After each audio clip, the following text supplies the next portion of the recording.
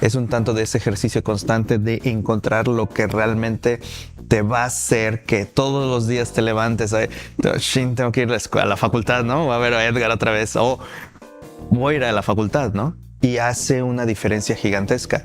No lo vas a encontrar ni a la primera ni a la segunda, pero seguramente en el momento en que tengas ese punto de eureka, las cosas van a cambiar. Más que nada necesitas encontrar algo que te encienda esa llamita y sea lo que pues esa llamita se vuelva como que tremendo fuego, incendio que te consuma pues horas y horas, que haga que las pases ahí aprendiendo. No es acerca de un lenguaje de programación, ¿no? Es acerca del paradigma, ¿no? Porque eso permanece, ¿no? Entonces no importa el lenguaje de programación, siempre vas a poder tener esa capacidad de hacer esa transición muy, muy fácil. ¿Hasta dónde te lleva tu curiosidad? O sea, ¿qué tanta curiosidad tienes para aprender de lo que quieras? Y es como un barril sin fondo.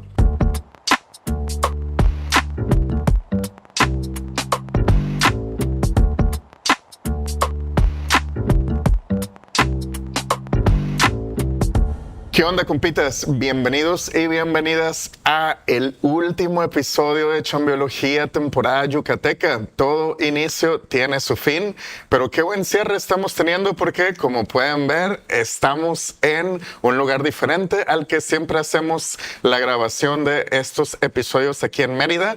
Pues nos prestaron las instalaciones del Centro Cultural de la Universidad Autónoma de Yucatán. Muchísimas gracias a Edgar Cambranes, que aquí lo tenemos. Aquí, este es un episodio también particular porque tengo a dos personas invitadas para cerrar esta temporada. Ahora sea que lo cierro con broche de oro. Y estas personas son Edgar Cambranes, profesor aquí de la Universidad de la UADY, y Juan Ku, que es una persona egresada de aquí de esta universidad. Y pues bueno, voy a dejar que ellos solos se presenten. Bienvenidos. Comenzamos contigo, Edgar. Pues muchísimas gracias por la invitación, Hugo, a Juan también por haberme incluido en este episodio. Y pues bueno, muchísimas gracias por la invitación. Gracias a ti por aceptar, Edgar. ¿De qué funges aquí en la universidad? ¿Cuál es tu puesto? Actualmente soy el coordinador de vinculación de la Facultad de Matemáticas. Prácticamente a lo que me dedico, una buena parte de mi labor ahora es de construir enlaces con la industria y de proveer servicios hacia afuera de la facultad que generan recursos para la universidad y adicionalmente pues puedan generar experiencia real a nuestros estudiantes al involucrarlos en los proyectos, ¿no? Y adicionalmente, pues bueno, tengo una serie de clases en ingeniería de software, ¿no? En el programa de ingeniería de software. ¿Y las clases de qué son? Generalmente es la primera, que es la de Fundamentos de Ingeniería de Software, que es una visión muy genérica, ¿no? Donde les decimos de qué se trata. Intentamos hacerla un poco más aterrizada a través de proyectos. Y de ahí generalmente puedo estar en algunos cursos de programación. Y también una de las que generalmente suelo impartir es interacción humano-computadora, ¿no? Que ahora es algo así como lo que conocemos de UX, ¿no? De manera genérica, ¿no? Entonces son básicamente esos los cursos que tengo. Pues qué buena tu chamba, lo resumiste bien en cortito, pero todo lo que haces es bien significativo para los estudiantes de aquí. Es un poquito de generar esos vínculos, esos enlaces, ¿no? Que toman mucho tiempo, pero que resultan en que los estudiantes que puedan atravesar por nuestros programas, pues puedan tener una experiencia un poco mucho más real de que simplemente proyectos que a los profesores se nos ocurren en la mente que posiblemente no sean tan significativos como una experiencia real, ¿no? Entonces yo creo que es un tanto de la intención, ¿no? Pues mira que la mayoría de los invitados de las personas que estuvieron en los episodios aquí en Yucatán pasaron por tus clases, entonces, y son personas que les ha ido muy bien en lo que hacen aquí en Mérida o algunos se han ido fuera de Mérida y luego regresan, entonces es una buena labor la tuya, Edgar, porque todos hablaron re bien de ti. Gracias. Por este lado tenemos también un estudiante tuyo, ¿cierto? Juan Ku. Juan, platícanos un poquito de ti, por favor. Claro, soy software engineer en DN Simple. Es una empresa que hace DNS, hosteo de DNS y domain management. tiene ya alrededor de 15 años. Y pues, ¿qué más te puedo decir? Es una empresa internacional, un equipo completamente remoto. Somos alrededor de 30 personas, pero estamos distribuidos a través de todo el mundo, en Estados Unidos, México, Argentina, España, en varias partes de Europa, en Italia, incluso en Singapur. Entonces, pues sí. Ex estudiante de Edgar, egresado de la Facultad de Matemáticas. Oh, mira, y bueno, platicaste, Juan, sobre lo que haces ahora, pero tienes una trayectoria bien amplia aquí digamos, en el ecosistema de emprendimiento, también aquí en Mérida. Estuviste por ahí, tengo entendido, también como parte de la dirección en Yellow Me. Sí, egresé en el 2011 y en ese momento fui a trabajar a Monterrey, específicamente en NIC MX, que pues es los que administran el punto MX dentro de México. Es una empresa pues, del grupo del TEC de Monterrey. Y después de un tiempo allá regresé a Mérida, creé una empresa una startup de facturación. Estuve en eso 2 años y después tuve la oportunidad de unirme a Yellow Me como partner. Y en los 7 años que estuve en Yellow Me pasamos pues de los 3 socios los 3 socios que éramos a alrededor de 70 personas. Wow, qué buen reto y qué chingón, porque pues si algo me quedó claro en estos episodios en Mérida fue que Yellow Me fue un parteaguas aquí en local, de que no había una empresa antes con una cultura tan divertida como Yellow Me y que después de esas ya se fueron replicando varias, pero bueno, ahí plantaron una semillita y eso es de mucho valor. Gracias.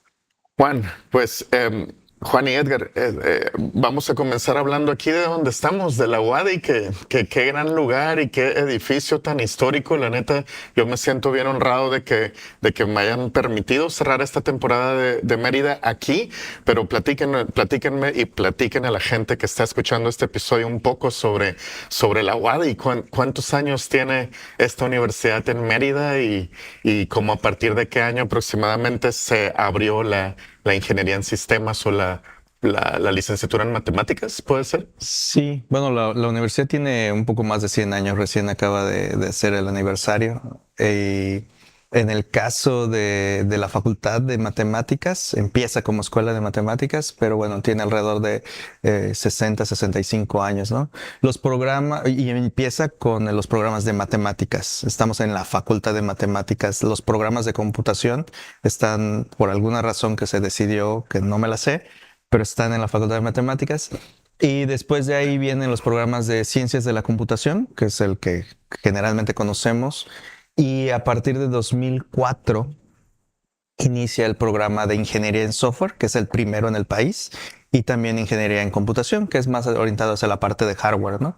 Pero en particular Ingeniería de Software, que es nuestro programa posiblemente el de mayor demanda en computación, inicia ya pues aproximadamente hace 20 años. Cumplimos el año pasado cumplimos el 20 aniversario. Ajá. Y pues bueno, efectivamente, ese sí fue un parteaguas en el país porque al inicio los primeros ingenieros que egresaron pues no se tenía conocimiento que existiera el programa en el país, ¿no? Pero esa es básicamente la intención. La universidad, pues bueno, es la universidad pública posiblemente más grande del sureste del país. Tiene aproximadamente 30,000 estudiantes. De todas las carreras, ¿no? Divididas en campus. Y pues bueno, la magnitud de la universidad, dado el tiempo que ya tiene, pues marca efectivamente, ¿no? un gran impacto social en la península y hoy en día pues recibimos estudiantes de todos los lugares de México, ¿no? Incluso en algunos casos extranjeros tuvimos un estudiante de origen asiático chino que estuvo con Juan y pues bueno, era interesante escuchar las perspectivas desde la enseñanza asiática china particularmente con la de nosotros, ¿no? Pensé que ese estudiante extranjero era Juan. Dije, ya entendí por qué el apellido Q. No, ese es Q es yucateco. yucateco. Q es Q es yucateco. yucateco. Sí, sí, sí. Mira, Sí. chido. Es que como recuerdo que me platicaste que tu papá era de Ciudad de México, algo así, No, mi papá es de acá también. tu papá es de acá. Mi mamá es de Ella de es la afuera, que. sí. Mira. Órale, Q, entonces yucateco, interesante. Hay varios apellidos aquí en Yucatán así bien cortitos, ¿verdad? Es correcto, sí. sí. Que me imagino tienen el origen maya. Es correcto. correcto. Sí, sí, todavía hay una buena cantidad de algunos hicieron las traducciones, algunos los mantuvieron, ¿no? Pero todavía los puedes encontrar. Qué interesantísimo. Aquí un ejemplo, ¿no? Sí, es parte de lo que más me ha gustado en esta experiencia aquí en Yucatán, que pues tiene una mezcla bien interesante, ¿no? De diferentes como culturas, diferentes apellidos. Es un territorio chiquito, pero bien rico culturalmente hablando. Sí, yo creo que sí, por ahí cuando tengan oportunidad lean México Bárbaro, por ahí podemos encontrar, no digo, tenemos influencia coreana, tenemos influencia Libanés. africana, ¿no? Hay una migración libanesa también, ¿no? Hay una migración asiática adicional a la coreana, la que venía del sur, los yaquis, cuando se quisieron deshacer de ellos, se los trajeron para acá, ¿Los de bueno, en Sonora? fin, sí, claro. Wow. Entonces, México Bárbaro habla un poquito de eso, no de la mejor forma posible que podrían escuchar, pero sí entiendes un poquito del contexto cultural y racial que tiene, ¿no? O sea, podrías ir al interior del estado y ver que hay gente con rasgos asiáticos. A mí me ha tocado viajar en Asia y me confunden con malasio o tailandés y cosas de ese estilo, ¿no? Entonces, pero sí, hay por la mezcla, ¿no? Es una mezcla muy interesante, yo creo, ¿no? México Bárbaro, ¿sí se llama el libro? México Bárbaro. Va, lo voy a buscar. Gracias por ese dato. Regresando aquí a los temas de la UADY, Edgar, ¿como cuántos aproximadamente ingenieros, cuánta gente ingeniera egresa al año?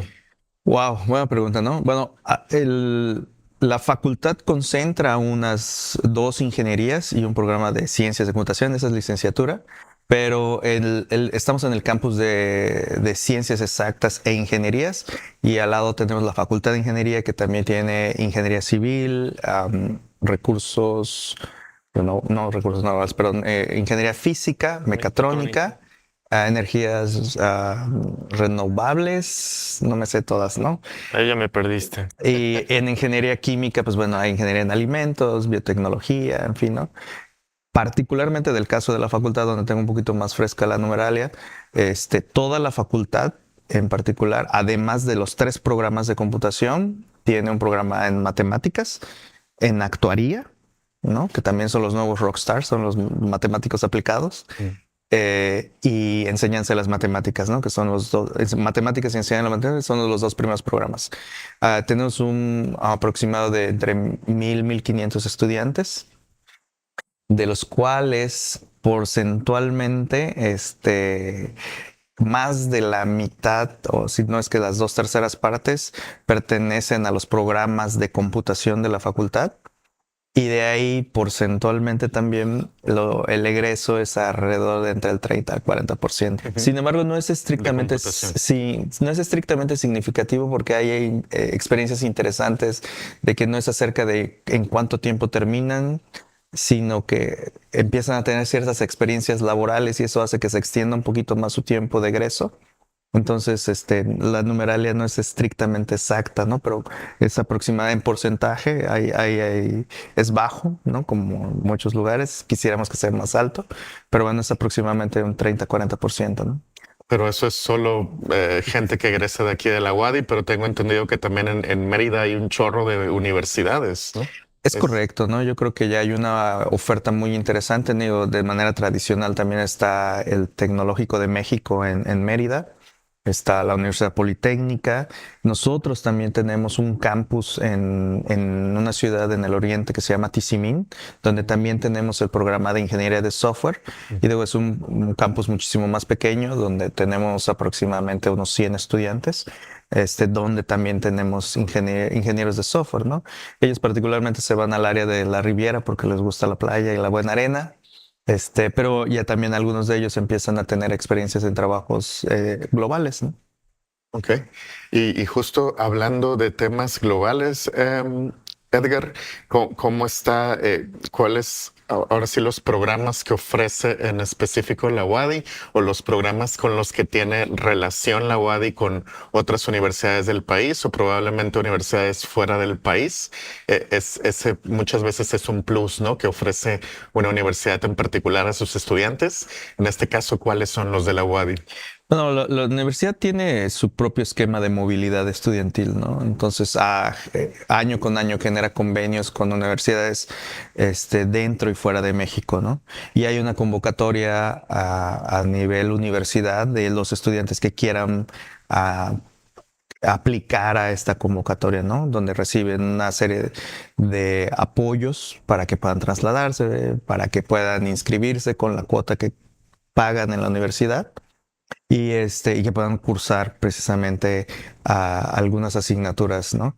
Entonces, hay una gran variedad, ¿no? O sea, hay en Europa, tenemos algunas de Estados Unidos y Canadá, muchas en Latinoamérica, y algunas cuantas contadas en Inglaterra, porque pues es un caso muy peculiar.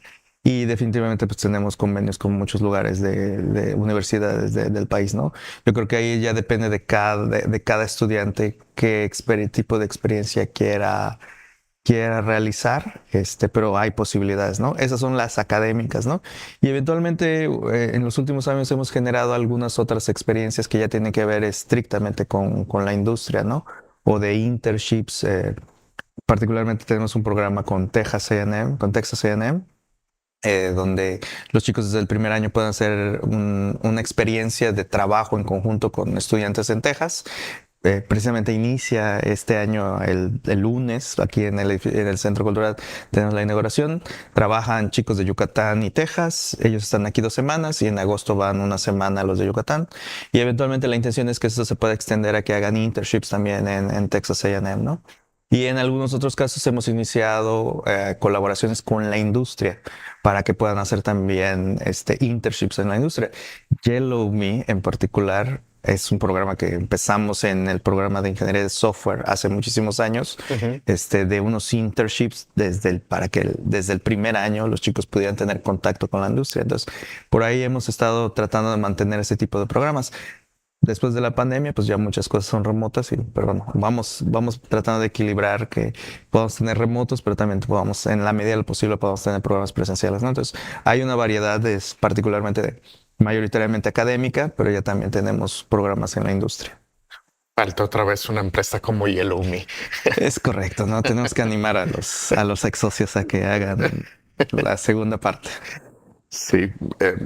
Oye, Edgar, y en cuanto a estos programas globales, en cuanto a estos movilidades también globales, quiere decir que los estudiantes aquí de la UADY tienen pues un nivel de inglés que pueda alcanzar pues este tipo de programas, ¿no? Para poderse ir a Texas, para poderse ir a Inglaterra, qué sé yo. ¿Cómo está ese tema del nivel de inglés que les dan? Hay un requisito básico de la universidad que honestamente no es suficiente. O sea, les exigimos B1, ¿no? Pero con B1 ya pueden escribir pluma, gallina y algo así por el estilo, ¿no?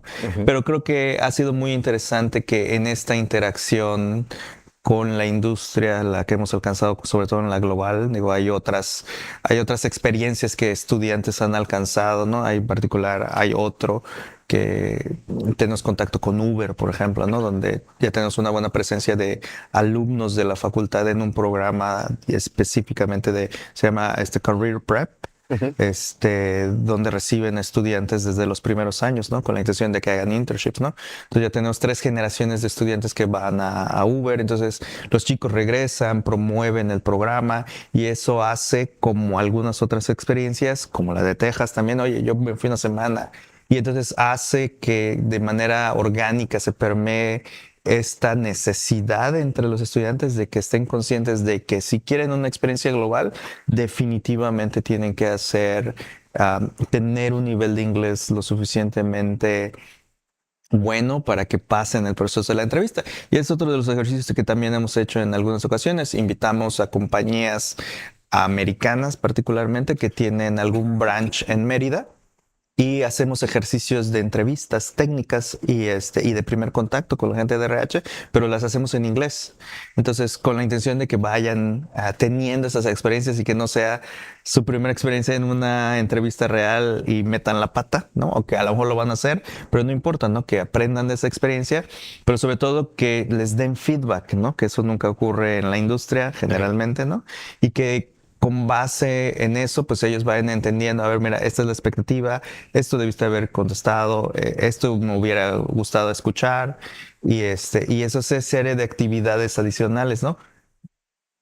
Personalmente y junto con otros profesores promovemos también que las asignaturas sean en inglés. Entonces algunas actividades, a veces es posible que toda la clase sea en inglés, promovemos que sus presentaciones sean en inglés. El programa de Salesforce que platicábamos, algunas clases son completamente en inglés porque los instructores son americanos y no hablan español. Y otros hacemos el evento de presentación donde todo es en inglés. Entonces, tenemos una serie de actividades que empiezan a promover este tipo de habilidad que es indispensable, ¿no? Y algunos otros, como, tal vez como en el caso de Juan, que tuvo la fortuna de tener esa formación anterior, ya vienen con la habilidad. Entonces, eso hace interesante y eso promueve que también muchas compañías lleguen y es ese círculo, ¿no? Llega la compañía, ellos ya saben que tienen que darle inglés y así nos vamos constantemente con los estudiantes, ¿no? Qué chingón, Edgar. ¿Tú fuiste estudiante antes de ser profesor de aquí? Es correcto, yo estudié en la facultad hace muchas generaciones, hace literalmente 20 y algo de generaciones, ¿no? Ah, mira. O sea, yo estudié ciencias de la computación en la Facultad de Matemáticas, ¿no? ¿Y en tus tiempos había todos estos programas también de los que estás hablando? No, absolutamente no existía nada de esto, ¿no? Yo programaba en papel. Entonces, imagínate, ¿no? ¿Cómo cuántos años tendrán estos programas de movilidad, bueno, más que intercambio de prácticas? Sí, yo creo que estamos hablando de que iniciamos hace unos 10, tal vez 15 años, ya más amplio, ¿no? Y ha fluctuado a lo largo del tiempo, ¿no? Pero sí, ya tenemos un buen camino andado con los de movilidad.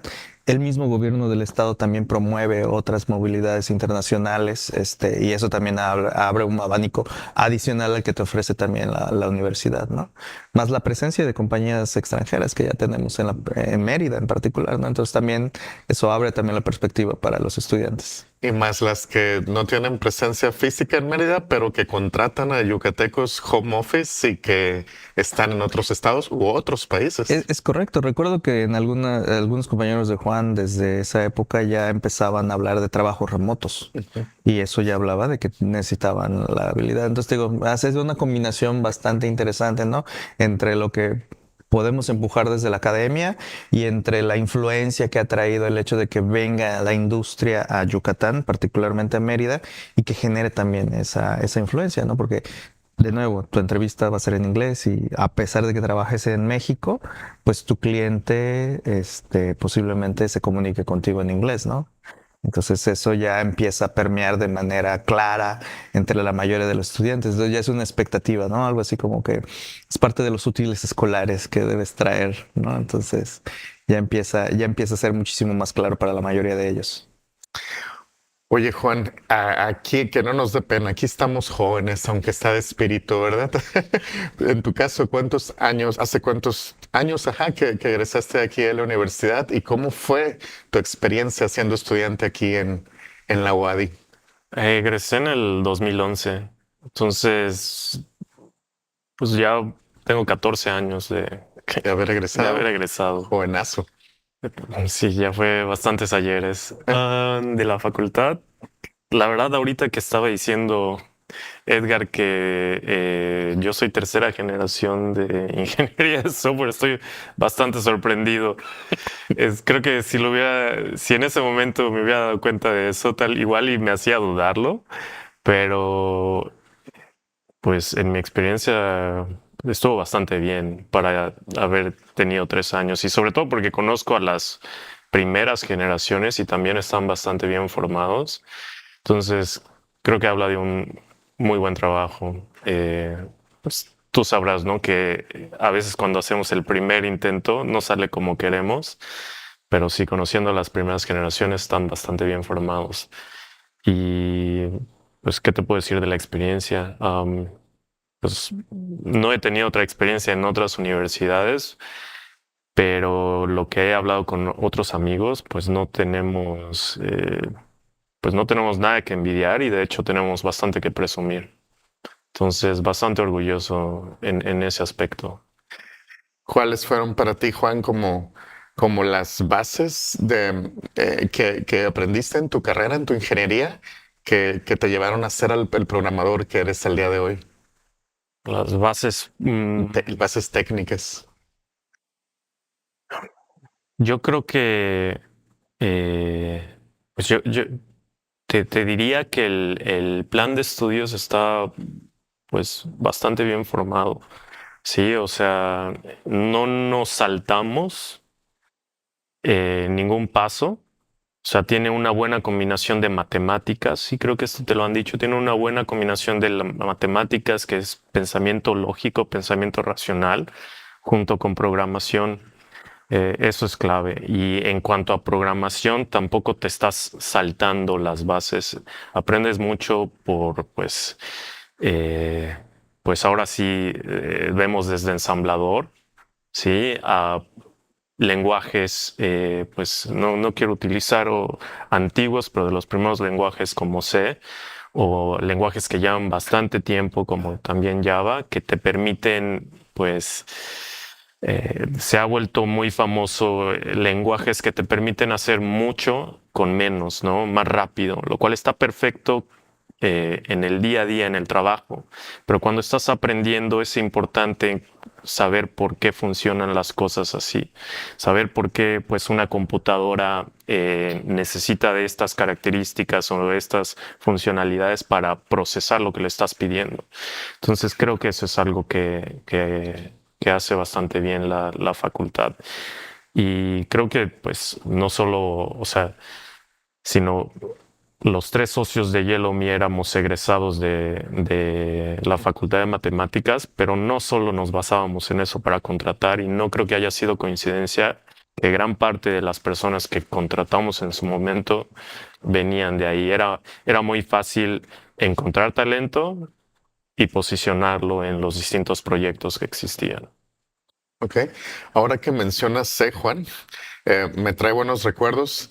Yo llevo desde el 2009 reclutando software engineers, o sea, 16 años, y recuerdo desde los primeros años que los programadores que en ese entonces entrevistaba me decían que C era una gran base.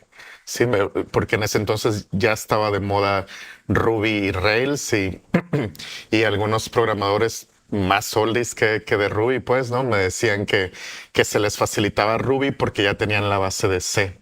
Sí, entonces que en conclusión, sin yo haber hecho alguna línea de código, entendía me decían mis compañeros programadores, si entrevistas a alguien que tiene base en C, es que es muy bueno o que tiene muy buenas bases, pues.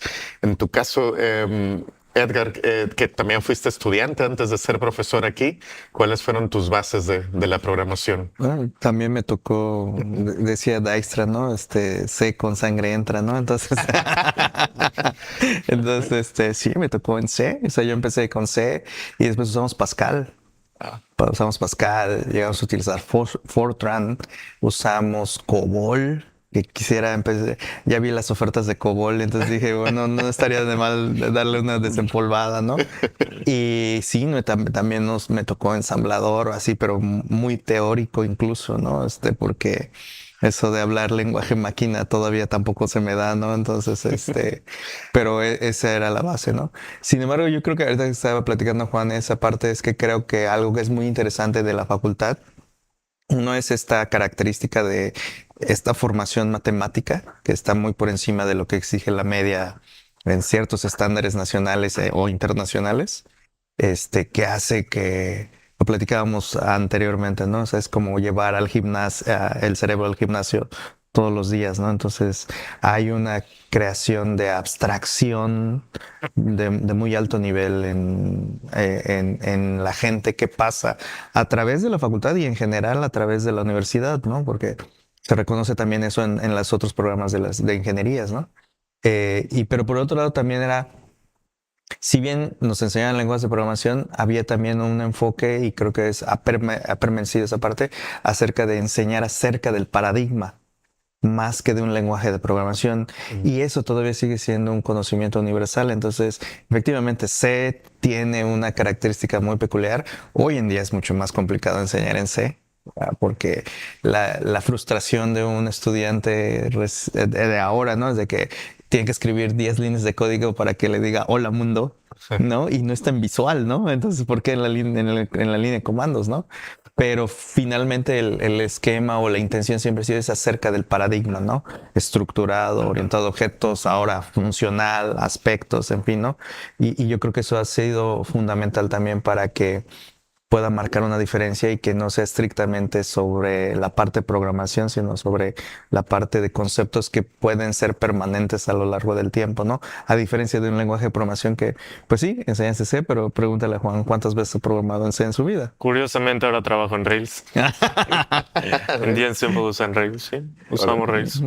Qué chingón. Entonces eres Ruby on Rails developer al día de hoy. Sí. Buenísimo. Edgar, regresando aquí a la universidad, ¿cómo has visto esta trayectoria? ¿Cuáles consideras que han sido los cambios más significativos en la forma en que se enseña programación? Wow. Porque pues ahora tenemos inteligencia artificial, entonces pues no sé si también sea ya parte de las herramientas que utilizan para aprender a programar.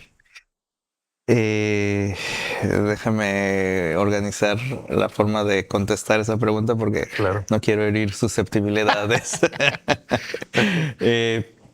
Mira, creo que Juan decía acerca de la creación del programa tiene un sustento muy interesante, ¿no? Porque está basado en el Swiebook, hablando particularmente del programa de ingeniería de software, ¿no? El Swiebook, en la currícula que genera ACM y EEE, más la de ANIE, ¿no? Entonces eso genera un fundamento teórico muy sólido, ¿no?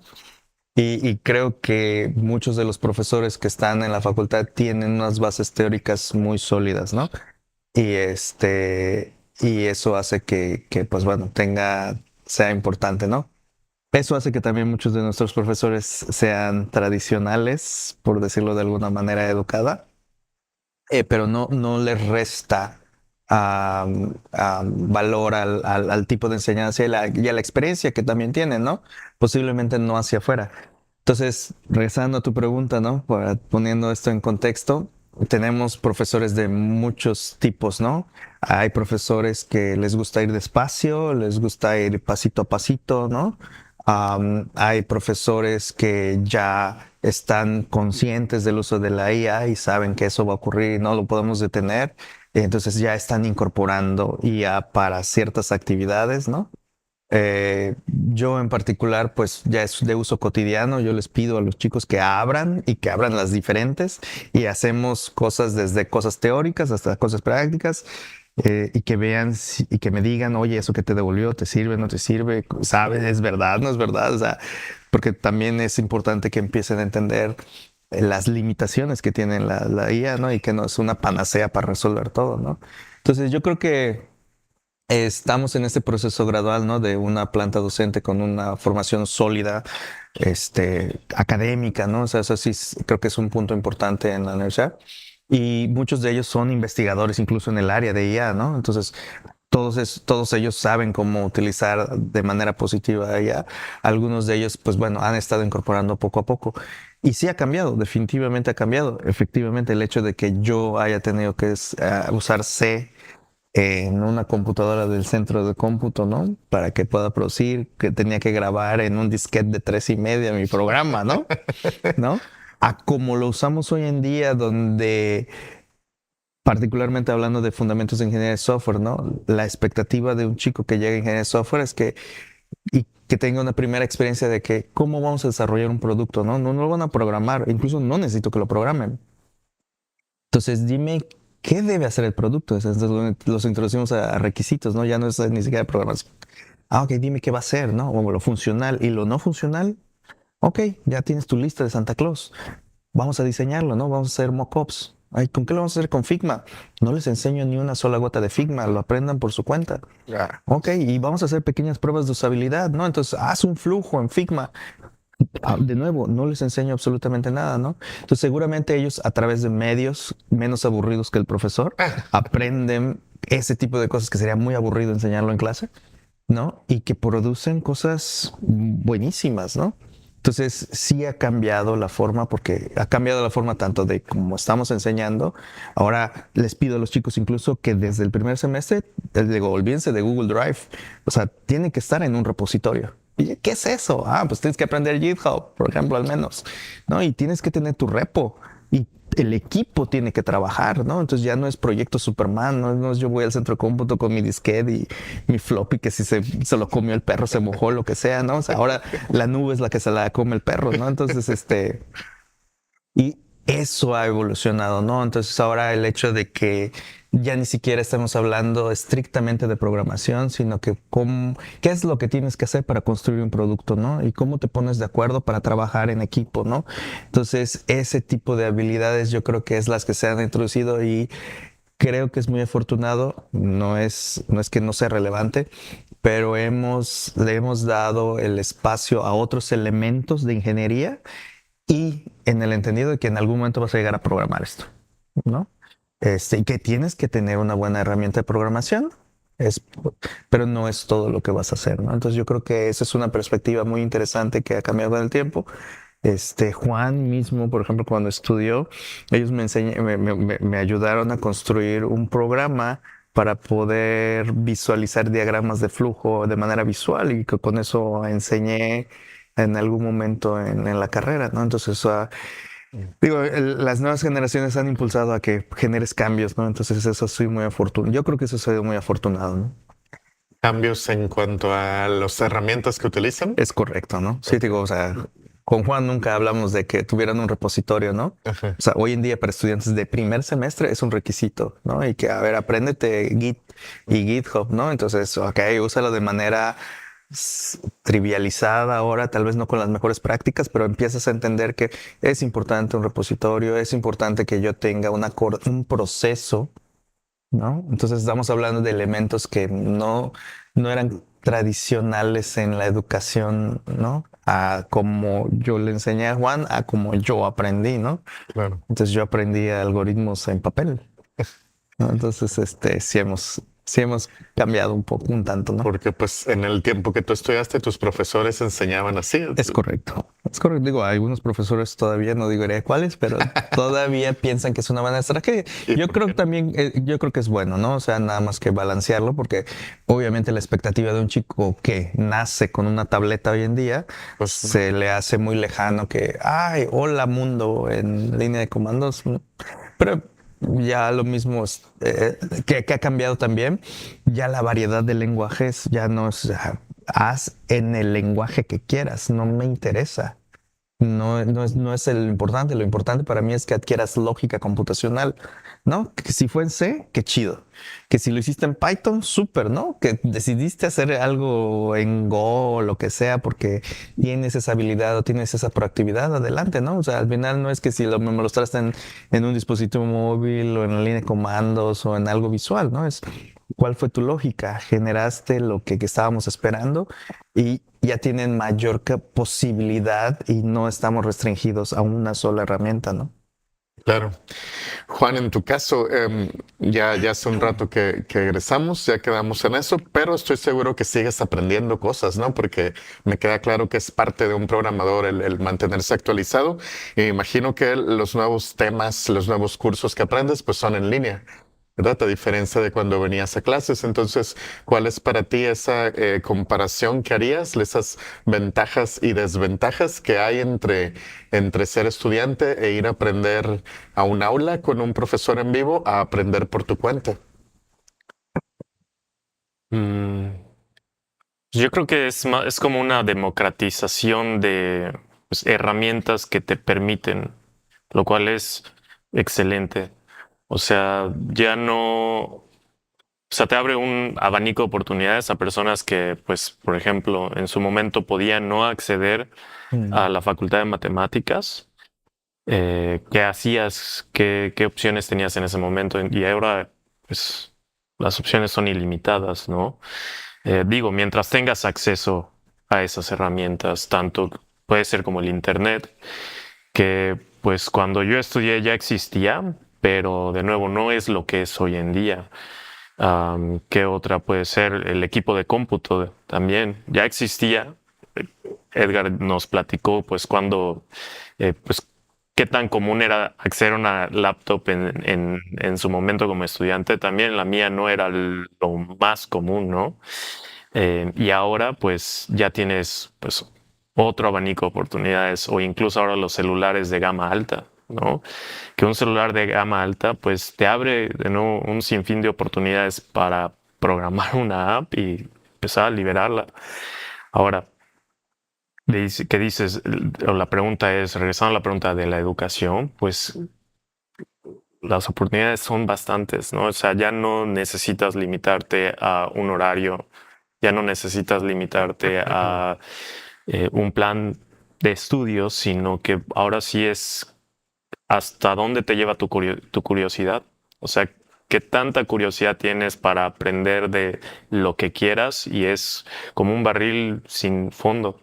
Entonces, yo creo que a las personas que entienden eso y les apasiona eso, pues es de las cosas más padres que tienes a tu disponibilidad, porque es conocimiento sin límites y todo el día, a todas horas, y si no te gusta cómo te lo explica A, hay otra persona que te lo explica B, te lo explican como C, D, y de nuevo de todas las tecnologías que quieras.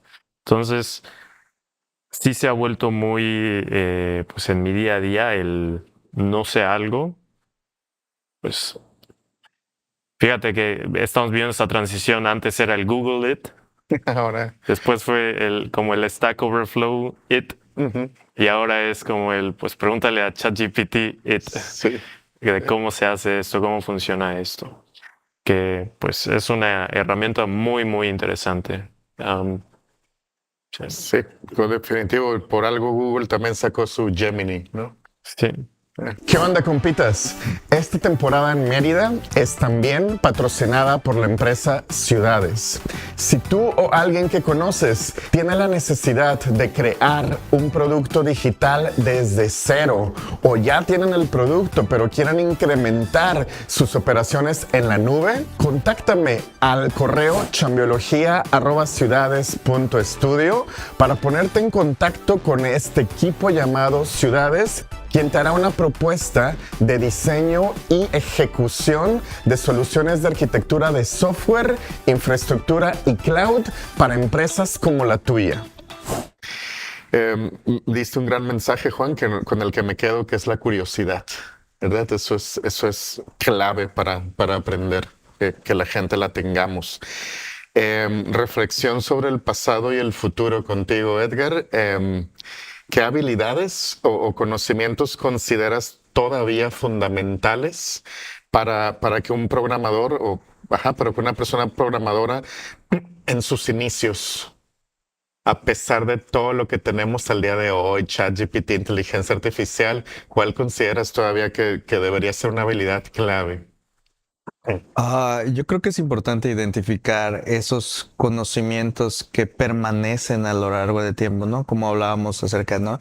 No es acerca de un lenguaje de programación, ¿no? Es acerca del paradigma, ¿no? Porque eso permanece, ¿no? Entonces no importa el lenguaje de programación, siempre vas a poder tener esa capacidad de hacer esa transición muy, muy fácil, ¿no? Entonces creo que hay una cuestión muy interesante con la gente que se dedica a la parte de programación, porque literalmente son políglotas o deberían ser políglotas, ¿no? Hablar en muchos tipos de lenguajes, ¿no?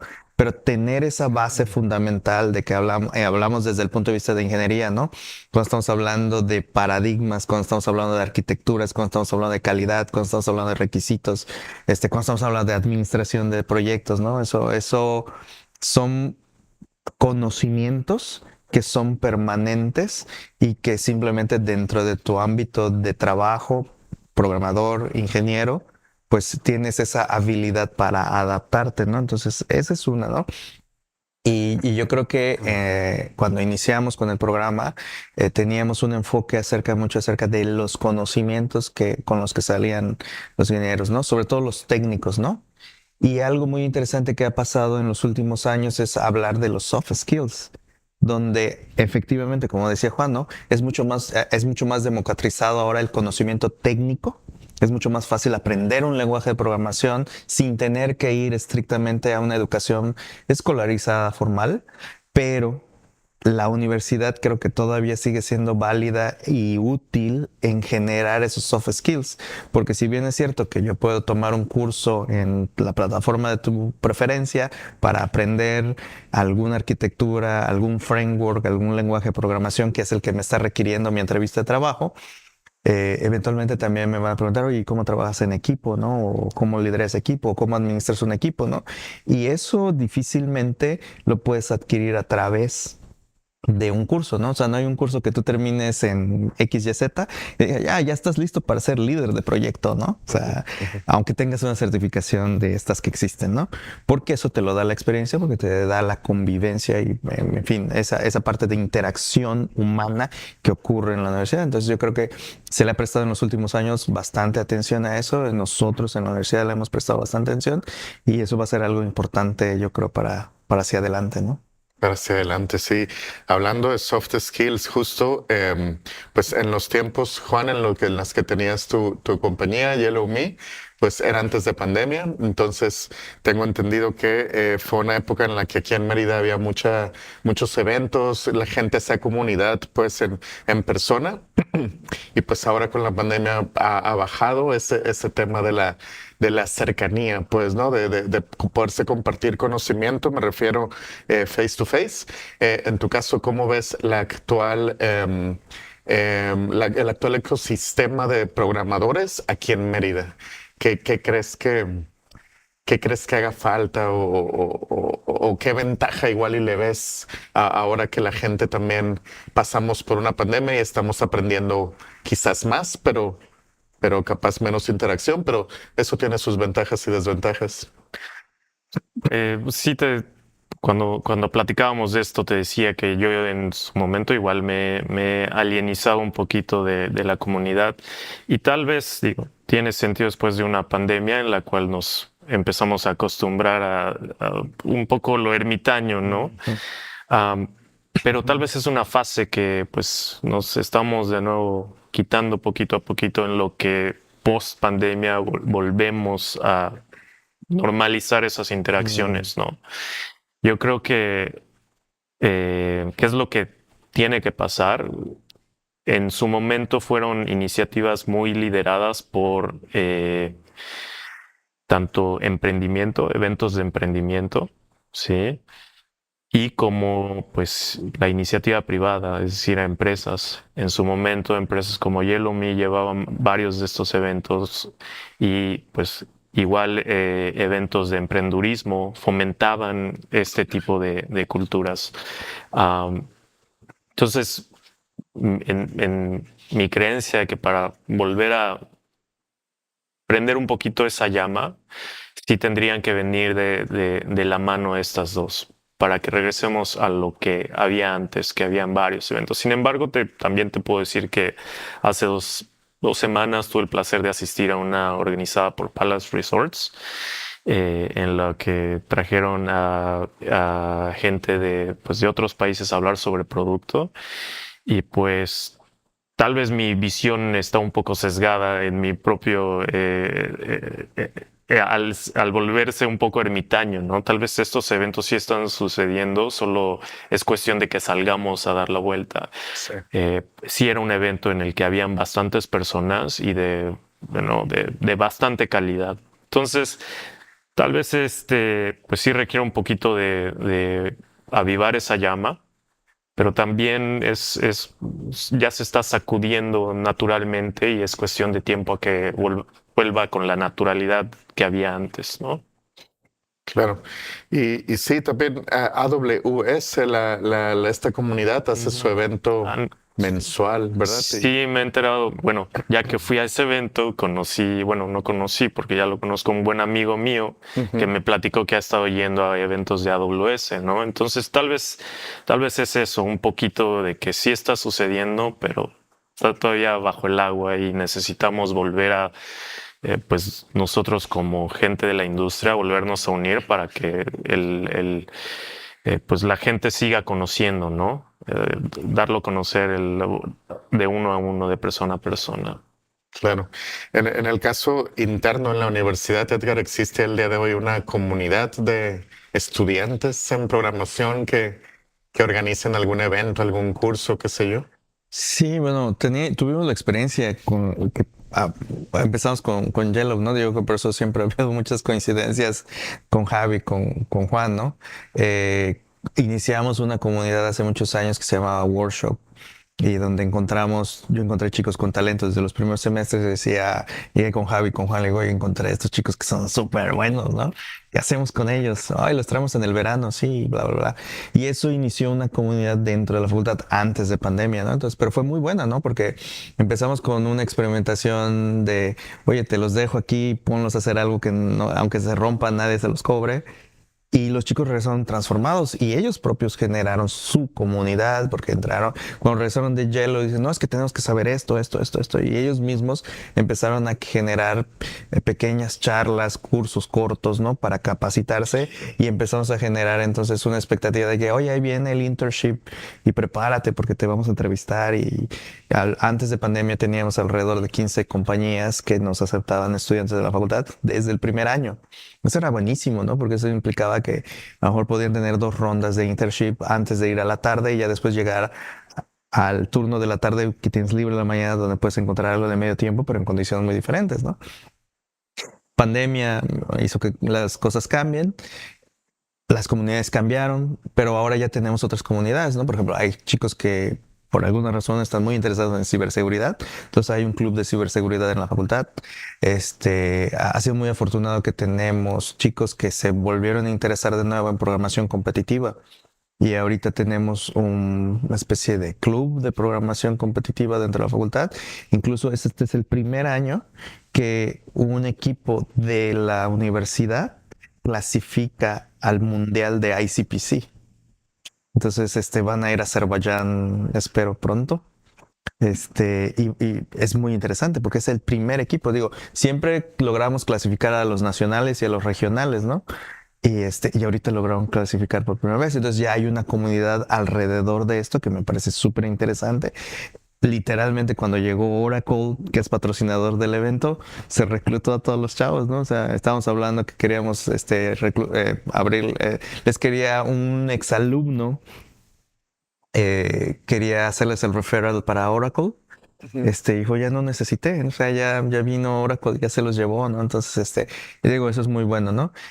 Y te digo, ahorita desde el lado del departamento de vinculación, pues queremos generar, no estrictamente una comunidad, pero sí un grupo que esté asociado a los desarrollos que estamos teniendo en la facultad y que tengan una serie de perks, ¿no? Como que el tiempo que estén con nosotros se les reconozcan como créditos, que los podamos apoyar económicamente porque también van a estar colaborando en los proyectos que tenemos, ¿no? En fin, hay una serie ahí de diferentes iniciativas que los chicos empiezan a tomar, ¿no? Entonces... Y que creo que es interesante, ¿no? Porque varían de tiempo en tiempo con los gustos de lo que van teniendo los chicos y no están estrictamente atados a una sola iniciativa, ¿no? Entonces me parece interesante. Interesantísimo, sí. En tu caso, Juan, en la empresa en la que estás, ¿sabes si hay oportunidades para junior developers?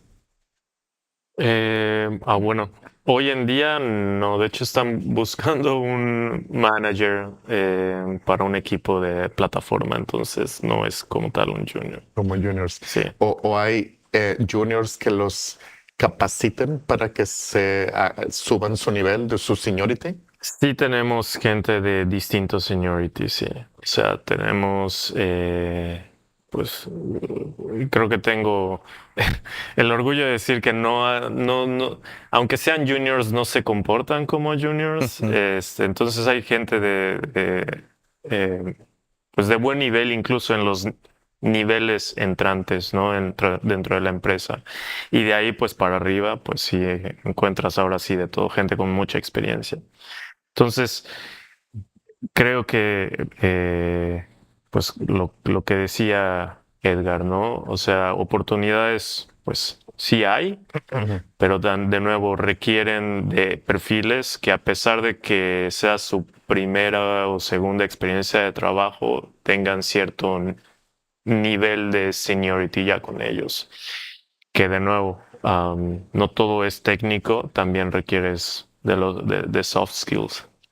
Claro, sí, la otra vez participé en una entrevista, yo acompañé a mi candidato con la empresa que lo estaba entrevistando y ahí me pidieron que estuviera en la charla y mencionó algo muy interesante el entrevistador que decía que lo que más buscaba ahora en las personas que entrevistaba era inteligencia emocional. Sí, porque decía, ahora tenemos ya inteligencia artificial y pues con ella podemos hacer que muchas personas aprendan, pero la inteligencia emocional, pues esa se debe de aprender por su cuenta, ¿no? O desarrollar más bien por su cuenta. Y sí, es que toma más tiempo, ¿no? O sea, a lo mejor el lenguaje de programación te lo chutas en un fin de semana, ¿no? Pero a ciertos aspectos de inteligencia artificial, por ahí tenemos una experiencia de trabajo con una ONG que se llama Doctor Payaso. Ellos fueron al curso de Harvard de Happiness 101, ¿no? Que es una investigación acerca de la felicidad por toneladas de años, ¿no? Pero hablaban estrictamente de un artículo donde las 500 Fortune ya están tomando más el EQ que el IQ para contratar. Porque lo que hablan es acerca ahora es que sea resiliente, ¿no? Que sea adaptable, ¿no? Porque lo otro de conocimiento pareciera que es un poco más fácil adquirirlo ahora, ¿no? Entonces, hace interesante. O sea, es interesante esos cambios que ya están dando, ¿no? O sea, no es que vayan a suceder. Un poco ya se democratizó la información, entonces puedes encontrar talento con esa capacidad en distintas partes, ¿no? Lo que se vuelve un reto es encontrar el perfil ideal que te cubra, pues ahora sí que todas las partes del cuadrito, ¿no? Que te cumpla todos los checks. Y efectivamente la parte de soft skills son el tipo de cosas que después te das cuenta hasta más adelante y se vuelve pues bastante costoso operativamente para una empresa solucionar ese tipo de cosas. Desde tu generación, Juan, ¿ya hablaban de soft skills aquí en la universidad? En la universidad no recuerdo. No recuerdo. Creo que no, o sea, yo creo que eso es parte de la transición, ¿no? En el hecho de que estábamos muy enfocados en la parte de conocimientos, ¿no?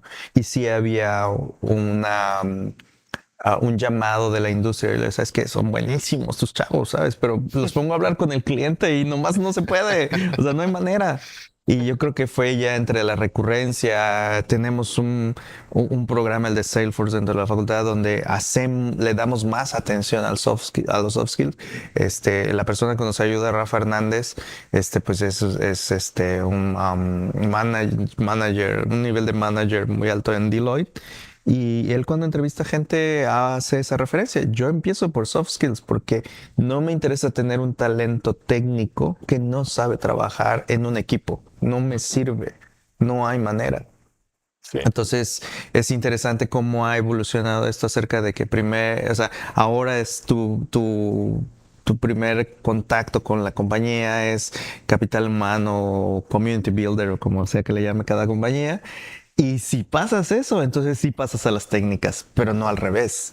Entonces eso es una forma de que debe estar presente, que eso va a ser importante. Eso es importante, tan importante, decía Elías, que está en el programa de Uber, cuando le decía, si pones en la balanza, ¿qué deberías tener? ¿Qué es en la balanza en la parte técnico y soft skills? Y me dio una de las mejores respuestas, ¿no? O sea, cuando yo le decía que divide el 100% de cuánto y cuánto, y me decía, no, o sea, debe ser 100 y 100. Y dice, wow, claro, Elías está en su tercer round de internship en Uber, ¿no? O sea, con una posibilidad inmensa de contratación, o sea, pero es interesante esa parte, ¿no? Interesante, Sí. Elías. Que haciendo memoria, creo que en mi época lo que se evaluaba más fuerte era lo técnico. Ujú. Era la balanza todavía estaba un poco más por allá. Ajá. Sí, yo creo que han de haber sido como hace unos 5 años aprox para acá, que ya la mayoría de mis clientes, un poco más de 5, me decían soft skills, communication skills son lo que quieren que yo les revise. Sí, me decían, nosotros les vamos a evaluar lo técnico, déjanoslos a nosotros. Tú avísame si se saben comunicar. Y cuando les decía esto a los candidatos, muchos creían que confundían que communication skills era que estar como perico hablando, ¿no? Que estar ahí, hable y hable con tus compañeros y varios de ellos así como incómodos me decían en la entrevista, es que yo soy bien serio. Sí, pero les decía, es que no se trata de que seas serio o perico, se trata de que, por ejemplo, dos ejemplos muy buenos que un cliente me daba. Fíjate que sepan darte a entender a ti, a ti que tú no programas, que te sepan explicar su chamba. Si te la saben explicar y que tú la entiendas, es que son buenos comunicándose. Y otro ejemplo es que también se atrevan, porque, y no sé si sea algo cultural en México o en varios países, pero muchos mexicanos ven algo que está mal en la chamba, en el software, en este caso específico, y por pena no lo dicen, ¿no? Entonces me decía este cliente también, no solo que sean buenos explicando su chamba, sino que tengan esa habilidad de decir, oye, yo siento que esto no está bien hecho y que lo debatan. Eso también es buena comunicación. Sí, fíjate que hace un tiempo, con un ex empleado de Yellow, ¿no? Con Hidalgo, ¿no? Revisábamos una tesis que se hizo en Microsoft, ¿no? De cuáles eran los soft skills que los ingenieros pensaban, ¿no? Era una lista gigantesca, ¿no? O sea, es más amplia que la propia de conocimientos técnicos, ¿no? Pero sí es importante, ¿no? Entonces yo creo que hay una, hay una oportunidad de muchas maneras, y esa es la razón, ¿no? Porque creo que todavía la universidad sigue siendo un espacio altamente válido. Tal vez ya no ofrezcamos, no estemos a la par de poder ofrecer lo que técnicamente o ayer salió, pero los profesores, aún por más tradicional que sean, la experiencia con la que cuentan, yo creo que eso es algo de muy alto valor, que un estudiante que todavía va a empezar su carrera profesional podría tomar ventaja de la experiencia de alguien con más años, por decirlo de manera educada, ¿no? Claro, y en persona, pues, ¿no? Porque Ujú. pueden estar viendo un tutorial en YouTube de Sí, sí. alguien con muchos años de experiencia, pero no va a ser lo mismo a estar frente a la persona y poderle preguntar. Y justo este tema, creo que ya me ganaste la respuesta, pero es una de las últimas preguntas que tengo ahora con tanta información, con tanta educación que hay en línea. ¿Cuál crees que es uno de los mayores retos que enfrentan las universidades aquí en México? Una es esa, ¿no? Yo creo que el conocimiento técnico actualizado, ¿no? Ese es uno de los retos, ¿no? Y la otra es ese gap de generacional, ¿no? Entre los profesores que son muy tradicionales, otra vez pues diciéndolo de manera muy educada, contra la expectativa de lo que tiene un estudiante ahora, de lo que quisiera crear y de lo que quisiera aprender de su profesor, ¿no? Entonces hay un gap por ahí que yo esperaría que ese gap lo una la IA en algún momento. Pero bueno, por ahí yo creo que es donde está el reto, ¿no? De la gente que tiene esquemas tradicionales que pueda lograr enrolarse en esta IA, y que las nuevas generaciones entiendan el poder de manera correcta de la IA, y que sepan las limitaciones de la IA, ¿no? Y que no es la panacea para resolver todo, ¿no? O sea, no, lo técnico tal vez sí, ¿no? Lo de soft skill, no hay GPT que te pueda hacer líder de proyecto en un par de prompts, ¿no? Exacto. Juan, tú que estás en la industria como programador, todavía al día de hoy, 2025, recibo esta pregunta en los inboxes de mis redes sociales de gente muy joven, ¿no? Que quiere iniciarse en el mundo del software y me preguntan, oiga, don Chamitas, ¿cómo inicio a programar, ¿no? ¿Qué tutoriales, qué cursos, ¿qué plataformas me recomiendas? Y pues yo al no hacerlo muchas veces me quedo acá con el signo de interrogación de qué recomendarle. Siempre recurro a amistades que tengo en cerca para pedirles ese consejo, pero ahorita que estamos aquí en vivo contigo, ¿tú qué recomendarías para iniciar? Para iniciar a programar, Ajá. ¡guau! Yo creo que encontrar algo que te llame la atención. Eh, te podría decir YouTube, Google, una biblioteca, ChatGPT, pero Udemy, hay cualquier Vienes. universidad podrías entrar, ir a preguntar sobre su plan de estudios, pero yo creo que más que nada necesitas encontrar algo que te encienda esa llamita y sea lo que pues esa llamita se vuelva como que tremendo fuego, incendio que te consuma pues horas y horas, que haga que las pases ahí aprendiendo, porque contenido hay en todos lados, de todas formas, en cualquier tipo de manera explicada que lo quieras buscar. Entonces, incluso si le preguntas a ChatGPT, enséñame a programar contándome chistes, estoy seguro que lo puede hacer, ¿no? O sea, ya es capaz de hablar En sarcasmo. en sarcasmo. Entonces, yo creo que ChatGPT podría enseñártelo, pero no es yo creo que no es tanto eso lo importante, sino que tú encuentres qué es lo que te genera esa curiosidad sin límites, que te hace clavarte en un tema y volverte un experto en eso. En mi caso, la manera en que me dedico a esto es porque fui a una feria del libro en Guadalajara con mis papás cuando tenía, no sé, 15 años, 14 años. Me compré un libro de historias de hackers, de white hackers y black hackers, Ujú. white hat hackers y black hat hackers, porque se me hacía interesante el tema de gente haciendo cosas de seguridad. No estaba buscando algo de programación, estaba buscando algo más pues novelesco. Y ahí estuve, fue la primera vez que leí Kevin Mitnick, que es uno de los primeros hackers, o bueno, los primeros de los más famosos. Y eso empezó a hacer que pues esa ruedita empiece a girar, esa llamita empieza a crecer. Y fui por otro libro, ahora sí, más de cómo programar, ¿no? O sea, cómo hago lo que estas personas están haciendo. Y poquito más, y poquito más. Y entré a un curso. Y apenas, ya que compré el libro de programación, me di cuenta que lo que yo no quería era destruir o entrar a sistemas de seguridad. Yo lo que quería era crear productos y construir sistemas. Entonces, pues yo creo que es lo que a uno le funcione y en dónde lo puedes encontrar de mil maneras, acercándote a personas, preguntándoles que se dediquen a eso, o en un libro como yo, o incluso hablando con ChatGPT. Pero no sabría decirte cuál es la mejor.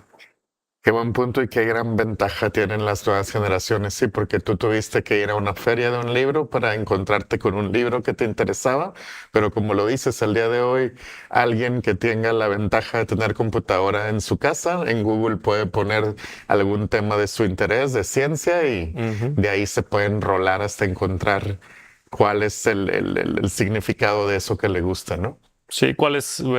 Encontrar un poquito ese purpose de qué es lo que me quiero dedicar. Ujú, ujú, buenísimo. Em, Edgar, para finalizar esta charla, que buenísima está siendo y que nutritiva, para ahora sí que para los chavos que todavía están en prepa, en bachillerato, y que tienen por ahí la idea de estudiar ciencias, que estudiar sistemas en específico, ingeniería, ¿qué requisitos se les piden, por ejemplo, para entrar aquí en la UADY? Estrictamente no hay un requisito en particular, es un examen de Ceneval, Ujú. de conocimientos generales con elementos muy básicos de matemáticas, ¿no? Entonces, no, estrictamente no tenemos un examen de conocimientos como tal, ¿no? Entonces, eso abre la posibilidad para muchísima gente, ¿no? Incluso también ya tenemos un programa, de manera virtual, ¿no? Entonces, para la gente incluso que ya está laborando y que no tiene el tiempo para estar en un programa escolarizado, es una opción, ¿no? Pero no, o sea, es un requisito que incluso se utiliza a nivel nacional, ¿no? Entonces, no hay mayor, no hay mayor elemento ahí específico para la UADY.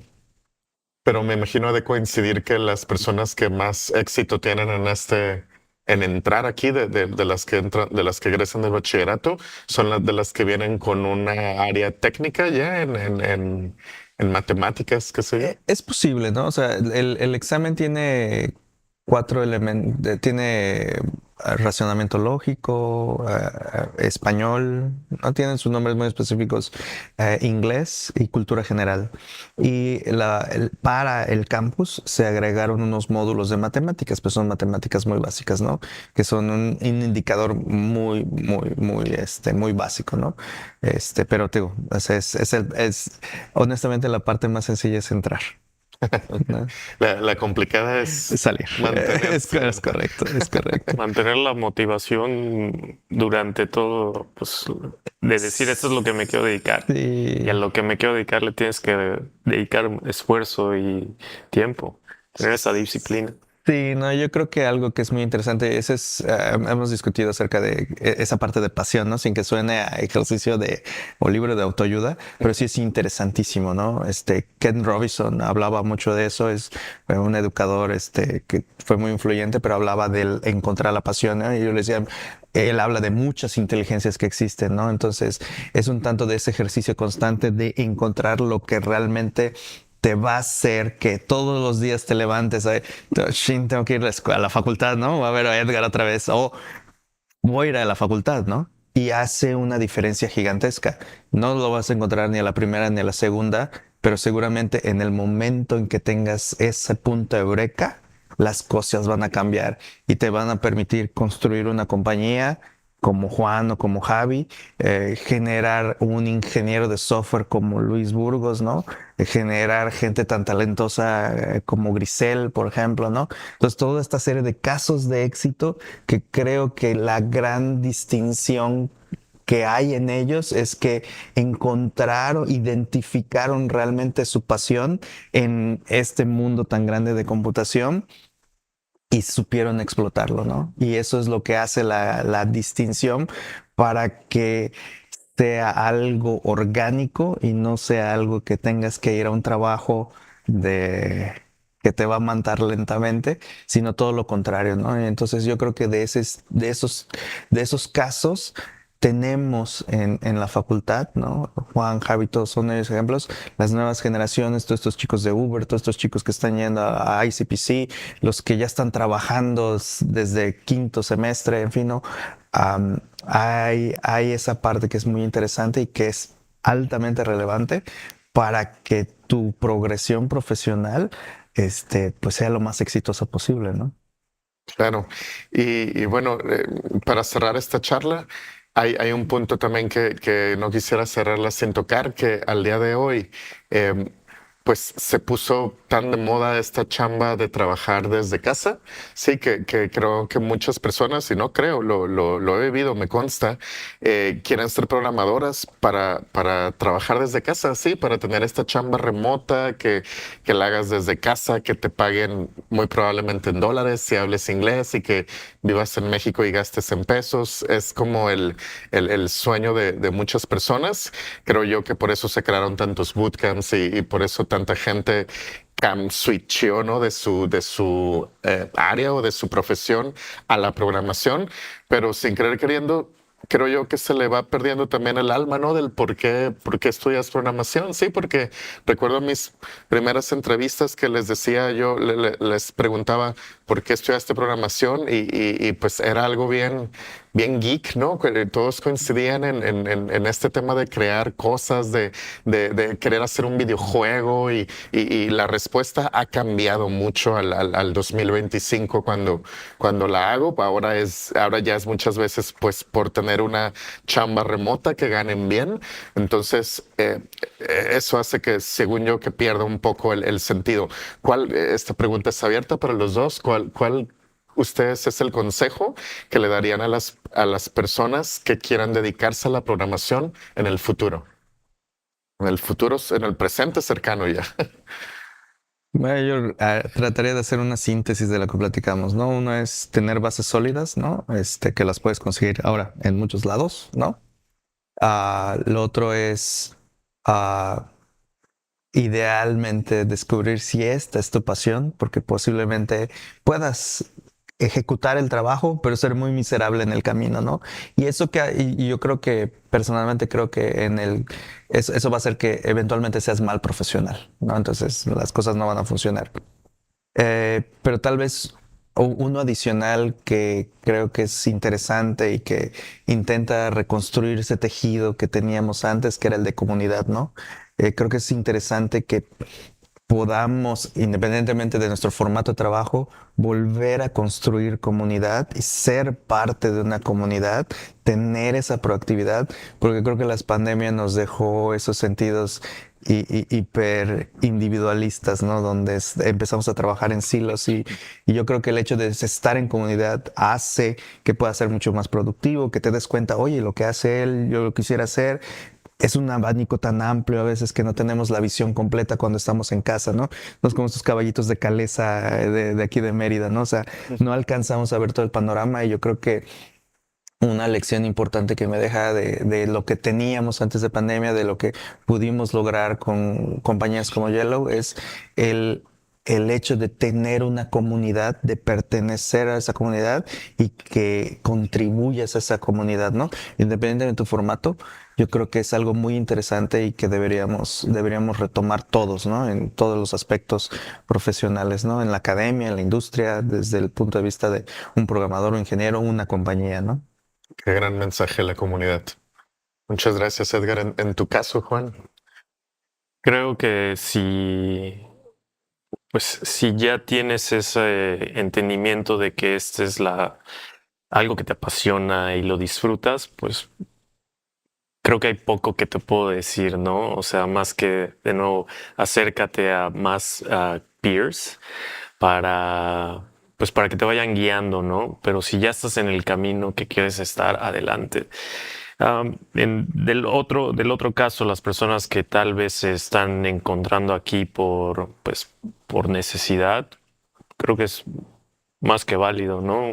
Uno no hace menos al otro, pero ahí sí diría que es más importante que te acerques a peers, que te acerques a comunidad, que te acerques a más gente que ha estado haciendo esto y que hace esto, porque igual y aprendes no solo a hacer un trabajo, sino, y tal vez no se vuelve tu pasión, tal vez tu pasión es trabajar desde casa, tener tu familia, puede ser X, Y o Z, o viajar por el mundo, pero creo que hablando con gente que se dedique a lo mismo y que tenga esta pasión por la tecnología y hablar con ellos y entender dónde vienen, te va a permitir ver las cosas con otra perspectiva, admirarlas, respetar el trabajo y pues espero que en el camino, como decía Edgar, no se vuelva algo difícil para estas personas, porque tiene muchos beneficios. Es una carrera, la verdad, bastante bonita y bastante padre, en la que trabajas con gente, pues, bastante lista, con una perspectiva distinta de ver el mundo, y eso es padrísimo. Entonces, de nuevo, no tienes que tener este amor nato por lo que es la tecnología, pero si no lo tienes, yo creo que con más razón vete acercando a comunidad y aprende a disfrutar de esas pequeñas cosas, ¿no? Que podrás ver en otras personas. Y yo creo que eso te va a cambiar un poquito el cómo están las cosas y pues por sí mismo te va a ayudar a ser mejor en tu trabajo. Qué buen cierre, Juan. Ahora sí que ChatGPT nos puede dar mucho conocimiento o la inteligencia artificial pues nos da conocimiento, pero son las personas las que nos dan otra perspectiva. ¿Cierto? Con ese mensaje me quedo. Pues muchísimas gracias a los dos por acompañarme aquí en este cierre de la temporada yucateca. Muchas gracias a la UADY otra vez por prestarnos estas instalaciones y también muchas gracias a la gente que está escuchando aquí hasta este minuto de Chambiología en Yucatán, cerrando este show aquí en estas tierras. Ahora sí que no nos vemos la próxima quincena porque ya no sé hasta cuándo nos veamos, pero Chambiología sigue. Les encargo su like y la suscripción aquí a este canal de YouTube para estar al pendiente de cuál es el siguiente rumbo de Chambiología. Muchas gracias y nos vemos pronto.